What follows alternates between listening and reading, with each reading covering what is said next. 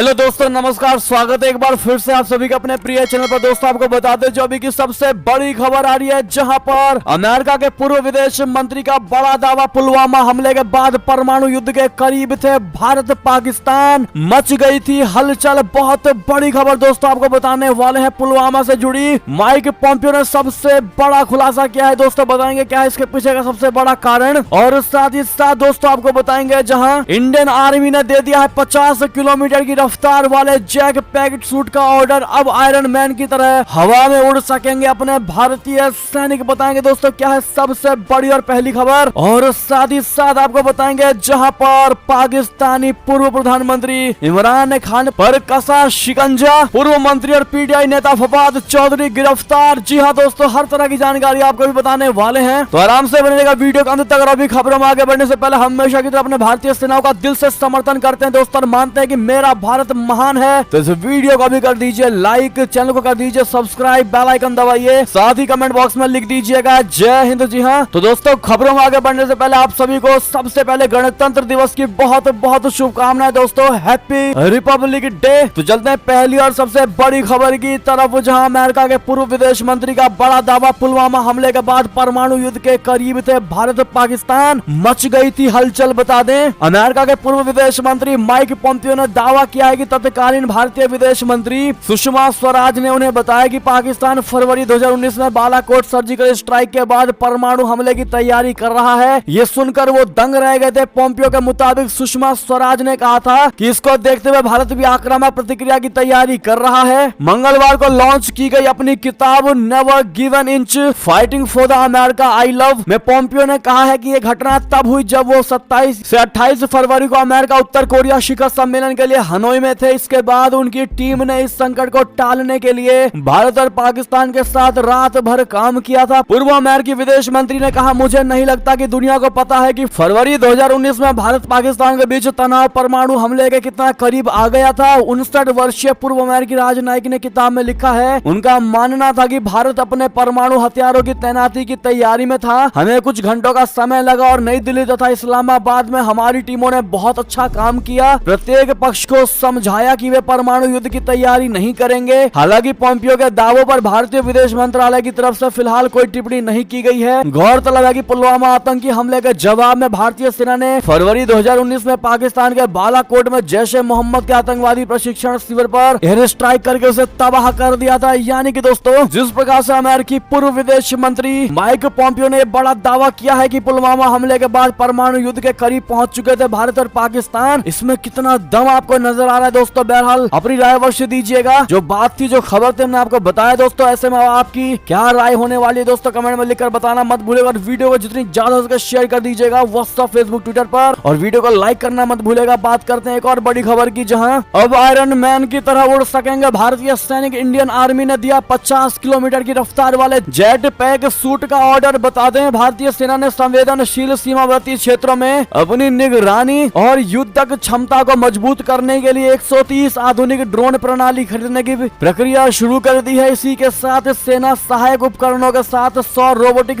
Mule की प्रक्रिया भी शुरू कर रही है। अधिकारियों ने मंगलवार को यह जानकारी दी। उन्होंने कहा कि बंधे ड्रोन को बाय इंडियन वर्ग में फास्ट ट्रैक प्रक्रिया के तहत आपातकालीन खरीद के तहत खरीदा जा रहा है। इस वर्ग के अंतर्गत सेना ने आपात खरीद के तहत 48 जेट पैक सूट खरीदने के लिए इच्छुक इकाइयों से अनुरोध पत्र भी मांगा है। भारतीय सेना ने 48 जेट पैक सूट खरीदने की प्रक्रिया भी शुरू कर दी है। इस जेट पैक सूट के कई फायदे हैं। बॉर्डर पर तैनात सैनिक जेट पैक सूट को पहनकर विषम परिस्थितियों में भी उड़ सकते हैं। जानकारी के मुताबिक जेट पैक सूट में 5 गैस टरबाइन जेट इंजन लगे होते हैं, जो करीब 1000 हॉर्स पावर की ऊर्जा पैदा करते हैं। इस तरह के सूट को फ्यूल, डीजल या केरोसिन से चलाया जा सकता है। जेट पैक सूट की रफ्तार 50 किलोमीटर प्रति घंटे की होती है। यानी कि दोस्तों अब बॉर्डर पर हमारे सैनिक उड़ भी सकते हैं और उड़ करके दुश्मनों को माकूल जवाब दे सकते हैं। और भारत ने ये ऑर्डर करके दिखा दिया है कि भारत अपने देश को सुरक्षित रखने के लिए, अपनी जनता को सुरक्षित रखने के लिए कितना तेजी से और ईमानदारी से कार्य करे। ऐसे में दोस्तों अपनी भारतीय सेनाओं को इसके लिए ऑल द बेस्ट कहना मत भूलेगा। चलते हैं एक और बड़ी खबर की तरफ, जहां पाकिस्तान के पूर्व मंत्री और पीटीआई नेता फवाद चौधरी हुए गिरफ्तार। इमरान पर भी कसा जा सकता है शिकंजा। घर के बाहर जुटे कार्यकर्ता। बता दें पाकिस्तान के पूर्व पीएम और पीटीआई प्रमुख इमरान इमरान खान को बड़ा झटका लगा है। पाकिस्तान के पूर्व मंत्री और पीटीआई के सीनियर नेता फवाद चौधरी को गिरफ्तार कर लिया गया है। इस बीच इस बात की अटकलें और तेज हो गई हैं कि इमरान खान की भी जल्द ही गिरफ्तारी हो सकती है। फवाद चौधरी की गिरफ्तारी के बाद इमरान खान के घर के बाहर भारी संख्या में उनके समर्थक इकट्ठा हो गए हैं। पाकिस्तान के पूर्व मंत्री फवाद चौधरी ने पहले इस बात का दावा किया था कि शहबाज शरीफ की सरकार पूर्व पीएम इमरान खान को गिरफ्तार करने की योजना बना रही है। इमरान खान की पीटीआई के नेता फारूक हबीब ने बुधवार यानी 25 जनवरी सुबह फवाद चौधरी की गिरफ्तारी के बारे में बताया। उन्होंने कहा कि पीटीआई प्रमुख इमरान खान को गिरफ्तार करने की साजिश रचने के लिए सार्वजनिक तौर से सरकार की निंदा करने के तुरंत बाद फवाद चौधरी को उनके आवास से गिरफ्तार कर लिया गया। बात करें एक और बड़ी खबर की, जहां जम्मू कश्मीर से बड़ी खबर, पुंछ में सुरक्षा बलों ने ध्वस्त किया आतंकी ठिकाना। तलाशी अभियान के दौरान युद्धक हथियार भी मिले। बता दें जम्मू कश्मीर के पुंछ में संदिग्धों की सूचना के बाद कलाई टॉप, शिंद्रा, रट्टा, जब्बार और आसपास के इलाकों में तलाशी अभियान चलाया गया। सुबह से चलाए गए इस सर्च ऑपरेशन में बड़ी संख्या में सुरक्षा बल मौजूद रहे। पुंछ पुलिस सेना की 39 RR और 15 GR के साथ सीआरपीएफ 72 बटालियन ने बड़े इलाके में संयुक्त अभियान चलाया।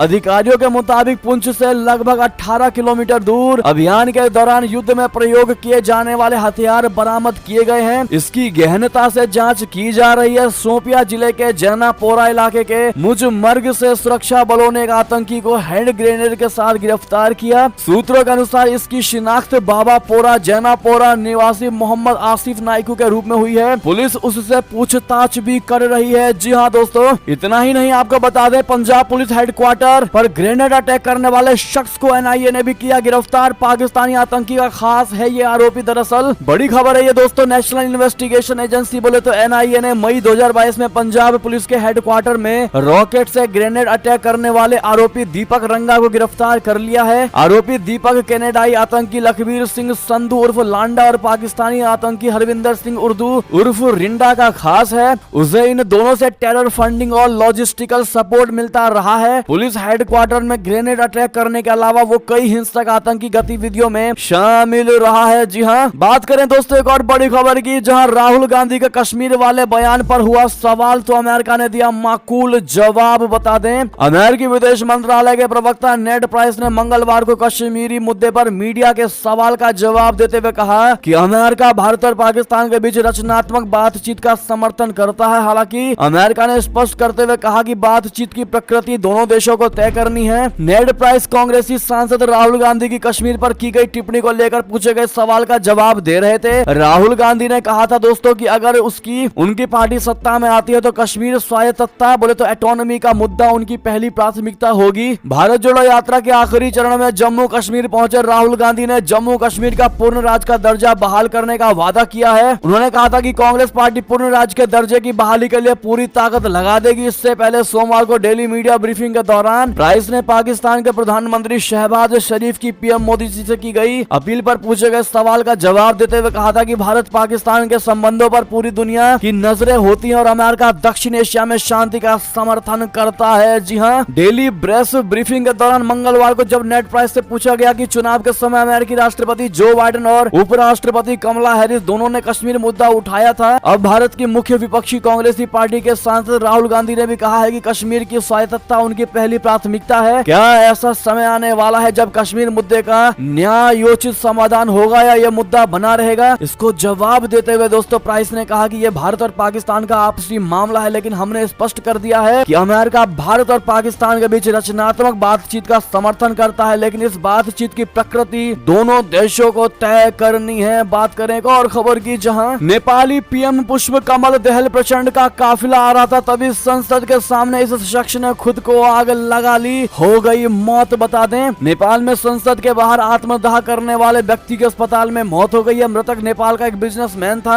मंगलवार को उसने संसद के बाहर खुद को आग लगा ली थी। सोशल मीडिया पर प्रसारित एक वीडियो में देखा जा सकता है कि वो खुद को आग लगा लेता है। इसके बाद वहां मौजूद लोग आग बुझाने का प्रयास करते हैं। आग बुझने के बाद युवक को कीर्तिपुर के स्किन बर्न अस्पताल में भर्ती कराया गया, जहां उसने अंतिम सांसें ली। अस्पताल की डॉक्टर किरण नकमीर ने फोन पर एएनआई से बातचीत में कहा कि वो जलने के कारण दम तोड़ चुका है। वो 80% जल चुका था जब उसे अस्पताल लाया गया। जी हाँ दोस्तों, साथ ही साथ बात करते हैं एक और बड़ी खबर खबर की, जहां रशिया को बहुत बड़ा झटका, धमकियां बेअसर, यूक्रेन को टैंक देने के लिए राजी हुए अमेरिका जर्मनी। बड़ी खबर बताते हैं, पिछले करीब 1 साल से जारी रशिया यूक्रेन जंग और ज्यादा खतरनाक बोर्ड पर पहुंच सकती है। रशिया के विरोध के बावजूद जर्मनी के साथ साथ अमेरिका भी यूक्रेन को अपने आधुनिक टैंक देने के लिए तैयार हो गया है। दरअसल यूक्रेन लंबे समय से जर्मनी से उसके लेटेस्ट लेम्पर्ड 2 टैंक की मांग कर रहा था, लेकिन जर्मनी इस फैसले पर चुप्पी साधे हुआ था। अब ऐसी रिपोर्ट सामने आ रही है कि जर्मनी के चांसलर टैंक देने के लिए राजी हो गए हैं और जल्द ही इसका ऐलान कर सकते हैं। जर्मनी फिलहाल यूक्रेन को 14 लेपर्ड 2 टैंक देगा। इसकी जानकारी के बीच रशिया को एक बड़ा झटका लगा है। अमेरिका भी अपने अब्राम M1 टैंक यूक्रेन को देने के लिए राजी हो गया है। अमेरिकी राष्ट्रपति जो बाइडेन की घोषणा कर सकते हैं। अमेरिका फिलहाल यूक्रेन को 30 अब्राम M1 टैंक देगा। दरअसल यूक्रेन लंबे समय से चाहता था कि उसे अत्याधुनिक टैंक मिले ताकि वो रूसी सेना का मुकाबला कर सके और अपने इलाकों को फिर से कब्जे में ले सके। जी हाँ, साथ ही साथ आपको बता दें, जहां पर यूक्रेन में सियासी भूचाल मच गया है दोस्तों। भ्रष्टाचार के आरोपों में घिरा जेलेंस्की का पूरा प्रशासन, लगातार इस्तीफे जारी। जी हाँ, पड़ोसी रशिया के साथ युद्ध का सामना कर रहे यूक्रेन सरकार के सामने नई समस्या खड़ी हो गई है। देश में बड़े स्तर पर अधिकारियों के पद छोड़ने की खबरें आ रही हैं। राष्ट्रपति वोलोडिमिर जेलेंस्की की सरकार को परेशानी में डालने वाले एक भ्रष्टाचार घोटाले के सामने आने के बाद देश में कई गवर्नर समेत वरिष्ठ अधिकारियों को मंगलवार को अपने पद छोड़ने पड़ गए हैं। यूक्रेन में रशिया द्वारा युद्ध शुरू किए जाने के बाद से सरकार के स्तर पर सबसे बड़ी उथल पुथल का दौर चल रहा है। ये ऐसे समय में सामने आया है जब अमेरिकी अधिकारियों ने कहा कि वॉशिंगटन कीव को M1 अब्राम्स टैंकों की आपूर्ति की मंजूरी देने वाला है, जैसा कि हमने आपको अभी बताया। बात करें दोस्तों एक और बड़ी खबर की, जहां पर अब्देल फतेह अल सीसी से मुलाकात के बाद बोले पीएम मोदी जी, कहा आतंकवाद के खिलाफ मिलकर लड़ेंगे मिस्र और भारत। जी हां, गणतंत्र दिवस पर मुख्य अतिथि के रूप में भारत आए मिस्र के राष्ट्रपति अब्देल फतेह अल सीसी ने कल प्रधानमंत्री नरेंद्र मोदी जी से मुलाकात की। इस दौरान दोनों के बीच कई अहम मुद्दों पर चर्चाएं हुई। बातचीत के बाद पीएम मोदी ने दिल्ली में मिस्र के राष्ट्रपति के साथ संयुक्त संवाददाता सम्मेलन में भाग लेते हुए कहा कि भारत और मिस्र विश्व की सबसे पुरानी सभ्यताओं में से है। दोनों नेताओं की मौजूदगी में भारत मिस्र कूटनीतिक संबंधों के 75 साल पूरे होने पर दोनों ओर से डाक टिकट का आदान प्रदान हुआ। इसके साथ ही साइबर सुरक्षा के क्षेत्र में सहयोग के लिए CERT इंडिया और CERT इजिप्ट के बीच समझौता हुआ है। साथ ही सूचना प्रौद्योगिकी के क्षेत्र में भारत मिस्र के बीच सहयोग बढ़ाने पर भी समझौता हुआ। जी हाँ, बात करते हैं एक और बड़ी खबर की, जहां 2023 में शंघाई सहयोग संगठन के जरिए ताकत दिखाएगा अपना भारत। SCO देशों को साथ लेकर चलने की बहुत बड़ी तैयारी। बता दें, अंतरराष्ट्रीय नजरिए से 2023 का साल भारत के लिए बेहद खास है। इस वक्त भारत दुनिया के सबसे ताकतवर आर्थिक समूह G20 की अगुवाई करने के साथ ही शंघाई सहयोग संगठन बोले तो SCO की भी अध्यक्षता कर रहा है। शंघाई सहयोग संगठन के अध्यक्ष के तौर पर भारत इसके सभी सदस्य देशों के साथ बेहतर तालमेल और सबको साथ लेकर चलने की नीति पर आगे बढ़ रहा है। भारत SCO की अध्यक्षता के दौरान सकारात्मक भूमिका तो निभा ही रहा है, यूरेशिया की बेहतरी के लिए भी इस मंच का इस्तेमाल कर रहा है। SCO के सदस्य देशों के विदेश मंत्री की बैठक 4 और 5 मई को गोवा में होना है। भारत इसकी तैयारियों में जुटा हुआ है। उसने सदस्य देशों को इस बैठक में शामिल होने के लिए औपचारिक निमंत्रण भी भेज दिया है। इसमें पाकिस्तान और चीन भी शामिल है। पाकिस्तान के विदेश मंत्री की जिम्मेदारी बिलावल भुट्टो निभा रहे हैं, तो वहीं खिंग गांग चीन के नए विदेश मंत्री बने हैं। कुछ दिन पहले ही भारतीय प्रधानमंत्री नरेंद्र मोदी पर आपत्ति बयान देने की वजह से पाकिस्तान के विदेश मंत्री बिलावल भुट्टो को अंतर्राष्ट्रीय बिरादरी में बहुत किरकिरी का सामना करना पड़ा था। इसके बावजूद भारत का बिलावल भुट्टो को निमंत्रण भेजना विदेश नीति के हिसाब से अच्छे संकेत है। हालांकि पाकिस्तान की विदेश मंत्री की इस बैठक में शामिल होंगे या नहीं, इसको लेकर फिलहाल पाकिस्तान से कोई ऑफिशियल बयान नहीं आया। बहरहाल आपको क्या लगता है दोस्तों, क्या बिलावल भुट्टो भारत आएगा, हाँ या ना, बताइएगा जरूर दोस्तों आपको क्या लगता है। अगर नहीं तो सबसे बड़ा कारण क्या होगा। चलते हैं एक और खबर की तरफ, जहां पर कंगाल पाकिस्तान को IMF से बहुत बड़ा और तगड़ा झटका, लोन देने से कर दिया इनकार। अब वेतन के पड़ सकते हैं लाले। जी हां, आर्थिक बदहाली झेल रहे पड़ोसी देश पाकिस्तान से बड़ी खबर है। अंतरराष्ट्रीय मुद्रा कोष यानी IMF ने पाकिस्तान को कर्ज देने से इनकार कर दिया है। इससे पहले IMF ने पाकिस्तान से बजट के संबंध में अतिरिक्त जानकारी मांगी थी। पाकिस्तान को 10 अरब डॉलर के विदेशी ऋण का तत्काल आवश्यकता है। IMF के इस कदम से वहां के सरकारी कर्मचारियों के वेतन के लाले पड़ सकते हैं। मीडिया रिपोर्ट्स में इसकी चर्चा है कि शहबाज शरीफ सरकार ने सरकारी कर्मचारियों के वेतन में 10% कटौती की योजना बनाने के निर्देश दिए हैं। IMF ने पाकिस्तान से ऐसे समय में पल्ला झाड़ा है जब वहां आर्थिक संकट बद से बदतर हालात में पहुंचा है। IMF ने संकट ग्रस्त देश की मदद के लिए बचाव दल भेजने से भी इनकार किया है। शहबाज शरीफ सरकार ने IMF से समीक्षा पूरी करने के लिए एक टीम भेजने का अनुरोध किया। अटकलें लगाई जा रही थी कि IMF पाकिस्तान को आर्थिक संकट से निपटने में आर्थिक मदद कर सकता है, लेकिन अंतर्राष्ट्रीय संस्था ने पाकिस्तान के अनुरोध को ठुकरा दिया था। जी हाँ दोस्तों, बात करते हैं एक और खबर की, जहां चीन में उइगर मुसलमानों की मुसीबत नहीं हो रही कम। चीनी सरकार ने झिंजियांग प्रांत में कैंपों को जेल में किया तब्दील। बता दें, चीन में उइगर मुस्लिमों पर बहुत ज्यादा अत्याचार किया जाता है। चीन की सरकार ने उन पर कई तरह के कड़े बैन लगा रखे हैं। उनमें उन्हें नमाज पढ़ने का अधिकार नहीं है और ना ही वो धर्म के मुताबिक दाढ़ी रख सकते हैं। हाल ही में US बेस्ट मैगजीन में एक पूर्व चीनी उइगर मुसलमान ने इंटरव्यू दिया था। उसने जानकारी दी कि चीन के झिंजियांग में कई सारे उइगर मुस्लिम कैंपों को जेल में बदल दिया गया है। इसके बाद वहां रहने वाले उइगर मुसलमानों को कड़ी सजा दी जा रही है। विदेश मंत्रालय के रिपोर्ट के मुताबिक बहुत से कैंपों में कैद लोगों को वहां से जबरदस्ती फैक्ट्री में काम करने के लिए भेज दिया जाता है। कुछ उइगर मुसलमानों के परिवार को रिहा कर दिया गया, लेकिन वो अब भी नजरबंद है। चीन में गरीबी की वजह से हजारों की संख्या में उइगर मुसलमानों को गांव से फैक्ट्री में भेज दिया गया है, जहां पर वो बंधुआ मजदूरी कर रहे हैं। चीन की कम्युनिस्ट पार्टी शासित सरकार उइगर मुस्लिमों का विरोध करती है। उन्हें उनके धर्म के मुताबिक काम करने की आजादी नहीं है। विदेशी मीडिया के रिपोर्ट के मुताबिक वेस्ट झिंजियांग में वॉर जैसी स्थिति थी। अब आर्मी के गश्ती में कमी आई है। ऐसा इसलिए संभव हो पाया क्योंकि चीन की सरकार उइगर मुसलमानों की निगरानी डिजिटल तरीके से रखने लगी है। बात करते हैं दोस्तों एक और बड़ी खबर की, जहां ताइवानी राष्ट्रपति ने कहा कि चीन के साथ युद्ध का अब कोई विकल्प ही नहीं। जी हां, ताइवान की राष्ट्रपति साई इंग वेन ने पोप फ्रांसिस को लिखे एक पत्र में कहा कि चीन के साथ युद्ध कोई विकल्प नहीं है। साई इंग वेन ने कहा कि चीन के साथ सार्थक बातचीत तभी संभव है जब बीजिंग स्वशासित ताइवान के लोकतंत्र का सम्मान करे। वेटिकन सिटी चीन के बजाय ताइवान के साथ राजनयिक संबंध रखने वाली अंतिम यूरोपीय सरकार है। हालांकि अमेरिका और अन्य पश्चिमी देशों ने ताइवान के साथ व्यापक अनौपचारिक संबंध बनाए रखते हैं। जी हाँ, चीन के साथ संबंध विकसित करने के वेटिकन के प्रयासों को लेकर ताइवान के नेता असहज हैं। ताइवान की राष्ट्रपति के कार्यकाल में कार्यालय की ओर से जारी पत्र के मुताबिक उन्होंने यूक्रेन के खिलाफ रशिया के युद्ध, प्रवासी अनुकूल नीति और सार्वजनिक स्वास्थ्य पर वेटिकन के रुख के प्रति समर्थन व्यक्त किया है। जी हाँ, बढ़ते हैं एक और बड़ी खबर की तरफ, जहां पर माइक पोम्पियो को लेकर एक और बहुत बड़ा दावा। दोस्तों, ड्रैगन से बचने के लिए किम जोंग को है अमेरिकी सेना की आवश्यकता, झूठ बोलता है चाइना। बता दें, अमेरिका के पूर्व विदेश सचिव माइक पोम्पियो ने उत्तर कोरिया के तानाशाह किम जोंग उन और चीन के बारे में चौंकाने वाला दावा किया है। एक और बड़ी खबर है दोस्तों, अपने नए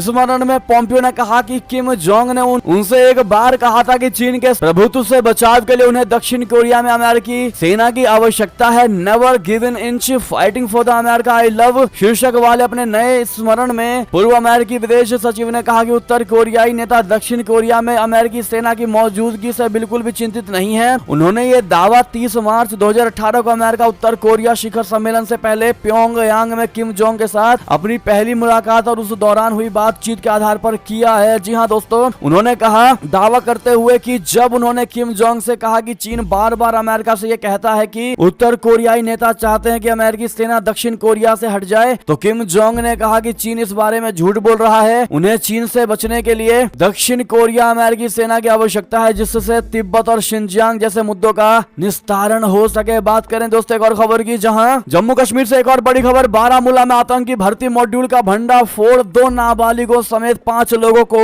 बचा लिया गया। बता दें, उत्तरी कश्मीर के बारामूला जिले में सुरक्षा बलों ने आतंकी संगठन में शामिल करने वाले मॉड्यूल का भंडाफोड़ करते हुए 2 नाबालिग समेत 5 को आतंक की राह से बचाने में सफलता हासिल कर लिया है। दोस्तों, दोनों पाकिस्तानी हैंडलर के संपर्क में थे, जिन्हें सोशल मीडिया के जरिए कट्टरता का पाठ पढ़ाया जा रहा था। सभी को काउंसलिंग के बाद परिवार वालों को सौंप दिया गया। SSP आमोद नागपुरे ने बताया कि विशेष सूचना मिली थी कि जिले के पट्टन इलाके में पाकिस्तान युवाओं को आतंकवाद में शामिल कराने की साजिश कर रहा है। सूचना के आधार पर जांच की गई तो पाया गया कि 2 नाबालिग समेत 5 युवा पाकिस्तानी हैंडलरों के संपर्क में हैं। इनके अभिभावकों की मौजूदगी में पूछताछ में पता चला कि पाकिस्तानी हैंडलर युवाओं को बहकाकर दहशतगर्द बनाने की कोशिश में जुटे हैं ताकि भारत सरकार के खिलाफ युद्ध छेड़ा जा सके। इसके लिए सोशल मीडिया का प्रयोग किया गया। पाकिस्तानी हैंडलर इन्हें कट्टर बनाने में जुटे थे। जी हाँ दोस्तों, बात करें एक और बड़ी खबर की, जहां पर पूर्व अमेरिकी विदेश मंत्री ने अपनी किताब में उड़ाया सुषमा स्वराज का मजाक, जो कि कल हमने आपको बताया था दोस्तों। अब जयशंकर जी ने दिया करारा जवाब। बता दें, पूरी बात आपको बता दें, दरअसल अपनी किताब में भारत की दिवंगत नेता सुषमा स्वराज का मजाक उड़ाने के लिए विदेश मंत्री एस जयशंकर ने पूर्व अमेरिकी विदेश मंत्री माइक पोम्पियो को जमकर लताड़ लगाई। उन्होंने अपने किताब में लिखा था दोस्तों कि माइक पोम्पियो ने अपनी भारतीय समकक्ष सुषमा स्वराज को कभी महत्वपूर्ण राजनीतिक शख्सियत के रूप में नहीं देखा, लेकिन विदेश मंत्री जयशंकर से पहली मुलाकात में अच्छे मित्रवत रिश्ते बन गए थे। अब ऐसे में पोम्पियो के दावों पर टिप्पणी करते हुए जयशंकर ने कहा कि मैंने मंत्री पोम्पियो की किताब में श्रीमती सुषमा स्वराज जी का जिक्र करने वाला एक अंश देखा है। मैंने हमेशा उनका बहुत सम्मान किया और उनके साथ मेरे बेहद करीबी और मधुर संबंध थे। मैं उनके लिए इस्तेमाल की जाने वाली अपमानजनक शब्दावली की निंदा करता हूँ। अपनी नई किताब never given inch fighting for America I love में पोम्पियो ने सुषमा स्वराज को उपहासक जनक शब्दों में वर्णित किया था। जी हाँ दोस्तों, बहरहाल सुषमा स्वराज को लेकर जो माइक पोम्पियो ने दोस्तों अपनी बात इस किताब में लिखी है, इस पर आपका जवाब देना चाहेंगे और सुषमा स्वराज को जब याद किया है तो उनको श्रद्धांजलि एक बार जरूर दीजिएगा आप लोग। और आप लोग क्या जवाब देना चाहेंगे दोस्तों माइक पोम्पियो को, कहना मत भूलिएगा। चलते हैं एक और बड़ी खबर की तरफ, जहां कैंडिडेट्स को पीएम मोदी ने दिया सफलता का मंत्र। कहा राष्ट्र निर्माण की बड़ी जिम्मेदारी है आप पर। जी हां, प्रधानमंत्री नरेंद्र मोदी ने एनएससीसी कैडेटों, एनएसए स्वयं सेवकों, जनजातीय अतिथियों और झांकी कलाकारों के साथ बातचीत की। इस दौरान पीएम नरेंद्र मोदी ने कहा कि बीते कुछ हफ्तों में मुझे युवाओं से मिलने का मौका मिला। युवाओं से संवाद दो कारणों से मेरे लिए महत्वपूर्ण होता। एक तो इसलिए कि युवाओं में ऊर्जा होती है, ताजगी होती है, जुनून होता है और नयापन होता है। युवाओं के माध्यम से सारी सकारात्मकता मुझे लगातार प्रेरित करती रहती है। दूसरा, युवा देश की आकांक्षाओं और सपनों का प्रतिनिधित्व करते हैं। विकसित भारत के सबसे बड़े लाभार्थी भी युवा हैं। देश के निर्माण की सबसे बड़ी जिम्मेदारी भी